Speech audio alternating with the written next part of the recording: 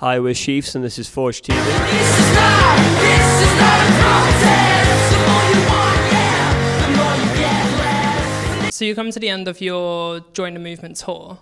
Has there been any standout moments for you guys? We're just about we're just about halfway through it. So the first half we were kind of weary of, we hit a few cities we've not been to before. So we're quite looking forward to really getting stuck in this next half. It's got a few of the cities that we're quite familiar with. So I'm hoping we've had some. I mean, I can't complain about any of them. Can you? Yeah, that's Exeter is a new city we'd never even been to before, and that gig went really well. We played with a band called Pretty Vicious, and it's like a club night. So that one was pretty busy, really, for a city that. Do you find the venues are quite different city to city, or do you kind of get the same feeling from them all? They're all sort of similar sizes, but have different styles and stuff. So some are more old school. Like in Bristol, it was called Louisiana, and that was sort of had a really old sort of vibe to it. I think you tend to, the further south you go, the more people they tend to kind of sit back and watch, where the more north you go, it's the opposite, and they're more involved almost, if that makes sense. I think to round off the first half, really, Bristol and Leicester were probably our biggest surprises. So like Charles said then, Bristol was really cool because it was really old school, but also looking around, there was all the posters, weren't there, of Black Keys and Muse and all these really big bands, Kings of Leon, who played there before. So we were all kind of well, this is pretty cool. And then Leicester was somewhere we'd not played before, and the crowd were just so receptive there, weren't they? So that was a big standout in the first half. And we'd just come off a date in Derby as well, and that went really well as well. So I think that Midlands kind of stretch was really good for us, wasn't it? And you're performing at the O2 Academy on Friday with Wolfman Fury and Feral Family. Obviously coming back to Sheffield, you all met in Sheffield. Do you have a lot of your old course mates coming along? Are any of them still around in the city? We've kind of lost a few of them on the way, haven't we, really? They're all swanning off in different cities now, doing what they're doing.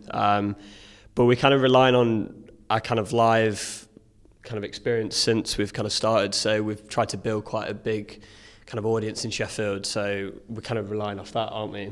Especially over summer, we played a gig at Don Valley Bowl, and then we did Lead Mill at Tramlines, their stage over at the main park. So we're relying off those big gigs to kind of bring in the audience, aren't we? Which is going well so far. Yes, you all met kind of in 2015 is when you really started going. You had your first Tramlines gig then. Was it 2020? I think the first Tramlines was 2016. 2016. Yeah, it was back in 2015 we started. Yeah. It was a band, and then first Tramlines 2016 when these. We were just saying, I think that was the last. That might be the last filmed interview that we did. I think, yeah. Oh, was it? I think so. It was, Forge TV as well. Yeah, I'd love to do a comparison. We'll have to compare, put you side by side. So obviously since then you've gone on to play some the biggest festivals Why Not? Obviously you've been to Tramlines. So it's kind of happened quite quickly, would you say? 3 years and you're going on to do some of these massive festivals. I think we'd say that we're on track. We're definitely in our kind of own opinions. I think we are doing pretty well. Playing like you said there, Why Not? Because we're all kind of from surrounding Midlands areas. Why Not's always been a big hitter for us every time we've played, hasn't it? So it's definitely gone on track for us. We just want to keep striving for more, I think. So we don't try to enjoy it too much, do we? We're constantly on the push. There's a lot of stuff that goes on behind the scenes as well. So it's not a case of just turning up and playing a gig in those festivals. There's loads of stuff that we've done to build up to where we are now. So